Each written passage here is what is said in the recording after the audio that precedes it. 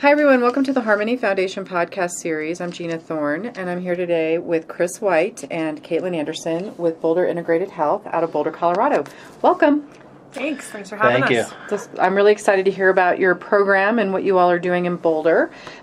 Chris, you just relocated back to Colorado recently, like it's been a year now, right? It has, yep, 1 year exactly.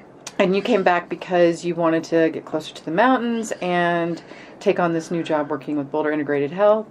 Yes. I've used to work in the Roaring Fork Valley, and I've always wanted to get back to Colorado, just looking for the right opportunity to do that, and that's how I ended up at Boulder Integrated Health. So tell us a little bit about BIH. So Boulder Integrated Health has three programs. We have, they're all outpatient. One program is a partial hospitalization.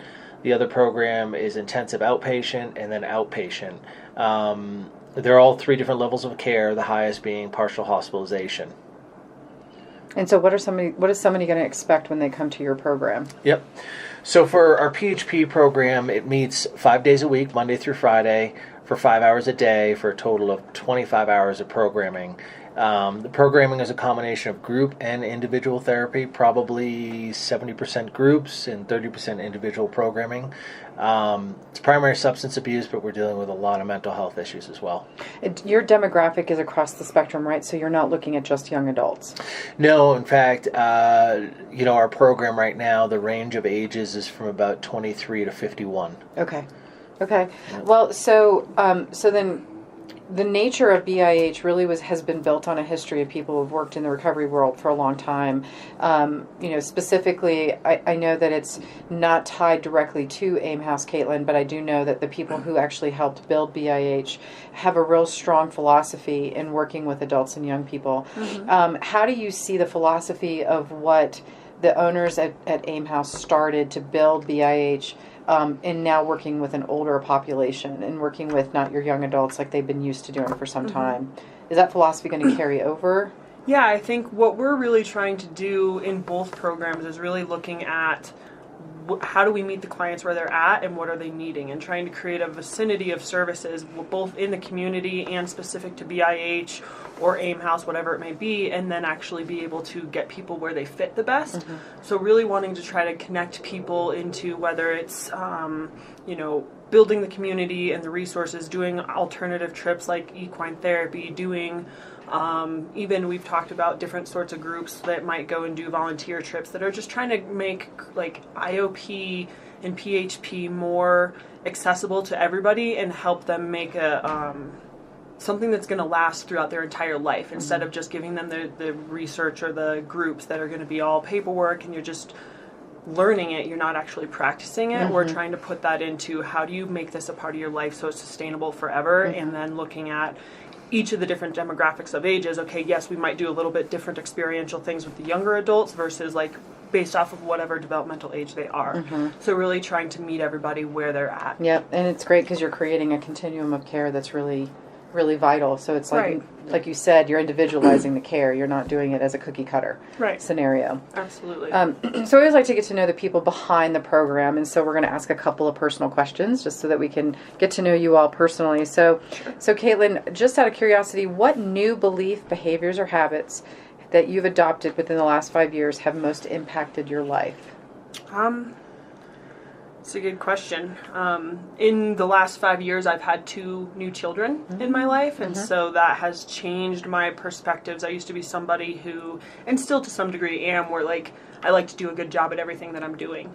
Having kids come into the picture makes me realize where priorities need to be and better understand the clientele that I'm working with and where their priorities need to be.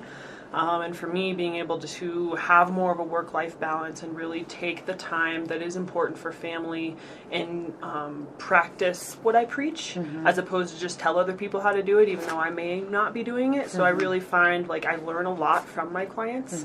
And then I also feel like through that process, I'm able to bring a lot of like, this is how it's a life philosophy. Like this is not just step 1, 2, 3, and then you're done. This is, you have to change the way you look at things and the way that you live your life. And I feel like I've really done that. My background is in Gestalt therapy.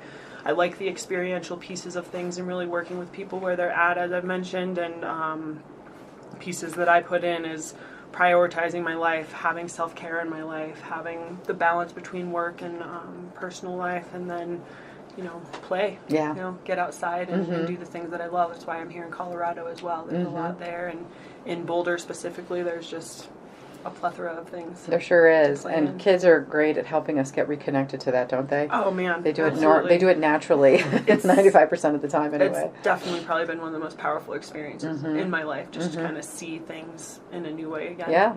And be present. Yep. Instead of in our busy culture and society, it's like, no, let's slow down. And let's actually worry about what matters. Very So, nice. I'm glad to hear that you're enjoying being a parent. Thanks. Yeah, it's hard work, but It is. it's probably the most rewarding work we've ever had, isn't it? Absolutely.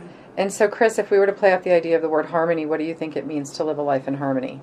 For me, the word harmony and what it connotates is balance, and that's again sort of building on what Caitlin just said, a balance between work, life, family, having fun.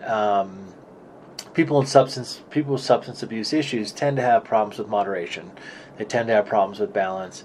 Alcohol, drugs, food, gambling. We find that sometimes when we take one bad habit and put it away, if we don't do the proper work in ourselves, that it will pop out in other ways. So for me, harmony is kind of synonymous with the word balance and just finding a balanced life, and it's very difficult. Our bosses want us to make job number one. Our job's number one. Our wives want us, our kids to be number one, and them, and then everyone wants to be number one. So and it's hard to do. But we help clients through that. We do it ourselves, and that's what I feel like harmony is for me. Anyways, That's great. I like that answer. Thank you. And so, if somebody wanted to access treatment services at BIH, how could they get in touch with you? Sure. So there's a couple of different ways. The easiest way would be just pick up the phone and call. The number is 720-739-6500. And you'll always get someone. You can also go to our website as well, which is BoulderIntegratedHealth.com. My first name's Chris and my last name's White.